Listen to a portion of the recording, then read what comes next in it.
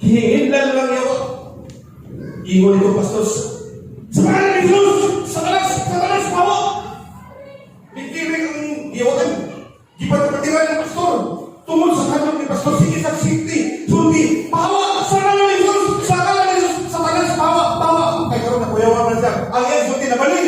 Kaya ang inan, Jesus, pawa! Jesus, pawa!